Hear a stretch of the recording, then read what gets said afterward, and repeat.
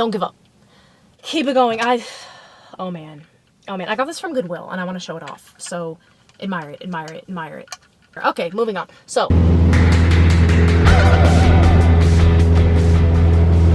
welcome back, y'all. My name is Amavi, or Abby, or whatever you want to call me, whatever you know me by. There are some things I won't respond to because they're disrespectful. I've never really talked about my whole flight training career. I almost took a break in 2019 because I was thinking I spent all this money. I just don't even know if I'm really that good at it. And the thing is, you don't feel like a pilot because imposter syndrome. But that being said, the imposter syndrome, it got to me. It definitely got to me, and I will say that I kind of grew out of it around flight instructor, but it took me a very long time to grow out of it. So just keeping that in mind, the imposter syndrome is not industry specific. It's not gender specific. It probably will get you at one point or another. So a lot of people say, my haters. Y'all, my haters didn't do nothing. If I can be honest, I grew up in an immigrant family with like 13 other people in the house and 11 other siblings, and I was made fun of for YouTube. I was made fun of for wanting to fly planes, and everyone was like, oh, you're gonna crash, right? So all I'm saying is, growing up in an immigrant family will give you that tough skin. Don't worry about if other people follow your dream or not. The main point is, you will hit those roadblocks where you're like, I don't really know if I'm supposed to be doing what I'm doing. And for me, that was 2019. I almost had my written for instrument expire because I waffled around so long. I wasn't sure if I was going to continue or not, but I did. I ended up winning like a $1,000 scholarship, which did really help push me through, kind of. But I had to get on my own back and my butt about it and be like, okay, you're either all in or you're all out. It's all or nothing. That's kind of how it always comes to me. I'm always kind of like, it's all in or all out. Don't waste time standing in the doorway and letting the AC out and letting the outdoors air in, or your mama's gonna yell at you, right? We all know that. Pick a side, pick outside or inside, and then she would yell at you because you're leaving the door open. Just pick a side. Just do something, because not making a decision is a decision. It does get easier. I will say it gets easier. You know, I'm not going to tell you flight training gets harder. It actually gets easier because you get more used to taking written exam after written exam. You get more used to just coughing up endless amounts of money that you don't have. You get used to studying all the time. You get used to the flight lessons, right? So, nausea, you know, I used to get very airsick. That was another thing where I was like, oh my God, how am I going to be a pilot when I get so airsick? I'll say a lot of this, you just have to push through. You have to get your body used to it. You have to get your mind used to it. The hardest for me probably was instrument, because I was coming out of this huge period of doubt where I basically put myself out of the game. Nobody else hated on my dreams more than me. Hello? Nobody else was like being a hater in that way. I was really my biggest hater. I've said this before in past videos, but it's really you versus you. And all the most successful, wealthy people in the world say that too. Listen to anybody, any professional fighters podcast or basketball player. Come on. They always say it's you versus you. It's not about like, oh, your mom is hating on your dreams. Get over it. You're a grown adult. You make your own decisions. Let's give some tough love in this. A lot of people say like, my parents don't support me in my flight training goals. Okay. And so I got into it. It was really all or nothing for me at that point. I won that scholarship. Then I won a $10,000 scholarship in my commercial. It's actually no longer offered. If I'm going to be super for real with you, I would not be where I am today if it weren't for that. I would probably be either still living in Oregon or I would be working on my commercial, or maybe I would have gone back to school. I probably would be working on my like CFI right now. So that scholarship helped push me through. And that year I had a lot of time to reflect and actually be out of survival mode for probably the first time in my life in 2021. And what happened was I realized a lot of other stuff, just like mentally, kind of about my childhood. So that was like a bad year, but also a really great year all at the same time. Some friendships were lost. I gained new friendships. 2021 was my canon event, my canon year. 2020, I was actually chilling. I was working 6 days a week and working on my instrument. So over the gradual timeline from 2018 to 2022 was my whole flight training journey. I did roughly a rating or a license per year, and I would train over the summers primarily for the flight portion. During the winter portion, I would go to school or I would work and make money and save up as much as I could. I lived at home until I was 24. And then on top of that, I would usually pass the written before I went into flight training. We're going to end with 3 things. I'm looking at my notes because I am trying to be like on track with this. I'm usually not super on track.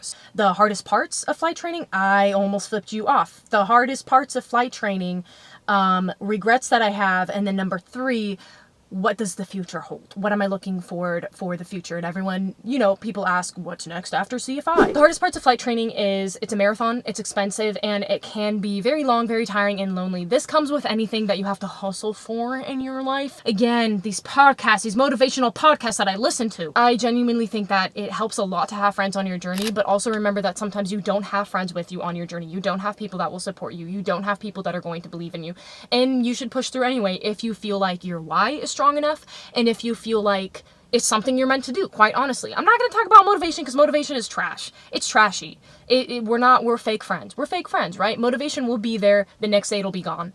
Yeah, I had motivation yesterday. Now I didn't get enough sleep today. I have no motivation, right? So it's kind of like you can't depend on motivation. But do remember that all of life is a marathon. It's not a sprint. All of flight training is a marathon. It's not a sprint. I know people say, like, I want to get through all my flight training in 9 months. You're still going to be learning the rest of your life. Really, their license is to learn. And I really stand behind that. I always have. I don't think that you should ever get into aviation and get to that point where you're stagnant and you don't want to learn anymore. One of the hardest parts of aviation is that you're always learning. You never feel like you fully grasp it. But at the same time, that is something that attracted me to the industry, because on my worst days when I'm getting annoyed and I'm like, got another license I have to get to level up. But then I remember the very reason I picked this industry is because I can constantly develop myself. I can always be learning. And I'm a slut for some knowledge. I had to say 2 regrets that I do kind of have is that my 2019 break, not that I took that break, not that I doubted myself, because I really did come back stronger and better than ever. Truly, as old rappers say, as old these songs go, right? I did come back better. I came back better because I was in the, what do they call, the dark soul valley of the night, something like that. I said that sentence out of order. I came back doubting myself at one of my lowest lows ever was 2019, and I came out of that year and a half or so. I faced unemployment, right? So I dealt with all the self-doubt. I dealt with health problems as well, and I came out of that stronger than ever. So I don't regret the break and the doubt and the darkness. I do sort of regret that it was so long, because I do think, oh, I'd have this many flight hours if I wouldn't have stopped. Oh, I would have had maybe like this license by now. But then I think, who are you racing against? Life is a marathon, not a sprint.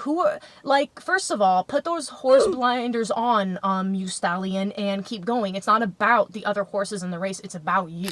It's you versus you. And not in a selfish way. It's in a focused way. Pay attention to yourself. Mind your business. How about that? Stay in your lane. How about that? Those blinders on, keep going, stay in your lane. And then the other regret I kind of have is that nobody saw my solo. I soloed alone. I see a lot of families that are super supportive of their kids. Again, my family wasn't the most supportive. I don't hold any ill will towards them. But now that I've been teaching, I see, people's girlfriends come and people's parents come, and I'm like, dang, I didn't tell anybody I was soloing. I just kind of did it. That's kind of how a lot of my life has been. I just go out and do stuff. That's great that I'm independent. Love that for me. But I kind of wish I would have told my parents to come. Maybe they wouldn't have come. I mean, I don't know, but I didn't even ask. As for what's next, well, I guess you're just gonna have to stick around. I hate when YouTubers say that. I don't even think of myself as a YouTuber, to be perfectly honest. But I do really agree with, again, these motivational speakers, man. But I do agree with the building in private and then making it public if you choose to make it public. But it's just the older I've got, I've really, I just don't want to tell nobody nothing. I really don't. And a lot of that is because there is a lot of negativity in the world, but also a lot of that is just liability purposes. If you find a good lawyer, let me know. A couple people have reached out and asked me, which is super sweet that you're remembering me, because I've definitely been a little bit MIA on YouTube and TikTok, and I went off Instagram the past month, and I'm going to be off for a while. But just know that I've been busy behind the scenes. I am still working. I'm just trying to be better for myself and for my future self. I know, again, a 5-year plan is crazy, but I know what I'm doing now. As we speak, what I'm about to go do, I know my 5-year-old self, later, 5 years from now, she's going to look back and thank me for doing what I'm doing now. So we're in the grind again. We're doing it again. And my future self better thank me, because God, am I tired and I want to take a nap. But that's how it goes, right? You never want to stay comfortable. You never want to stay stagnant. You always want to be working on it and improving on yourself after flight instructing. I'm going to be flight instructing for a bit. I do really enjoy it. So I'll be there for a bit. But the future stuff, I will update when I feel the time is right. One of the most important things, one of my aviation mentors, I've had different mentors in my whole flight training career as well.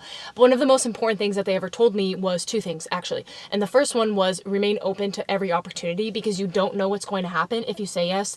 Likewise, you don't know what's going to happen if you say no. If you say no, you might change your whole career trajectory because you're so set on going to airlines, or you're so set on going to fly for a certain company. And if you say no, you're never going to know what happens. So say yes and remain open to opportunity and be flexible in that way. I'm not saying to give up on your dreams, but I'm saying maybe you don't always know what's best for you, right? So that's really good life advice, to be honest. But I have held that throughout my whole aviation career, and it has never steered me wrong. Number 2, don't give up.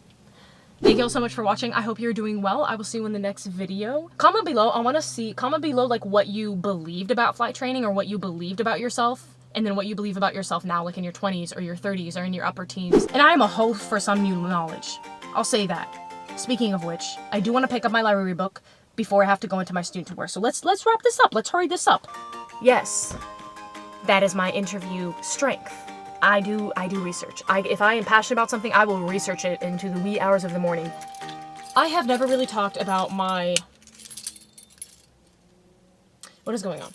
I feel like if I would have been upset that it was taking so long, I probably would have quit sometime before my instrument, to be perfectly honest. Why do I give off Edna mode vibes? I hit... OJI, take me out. And I can still fly with a broken wrist.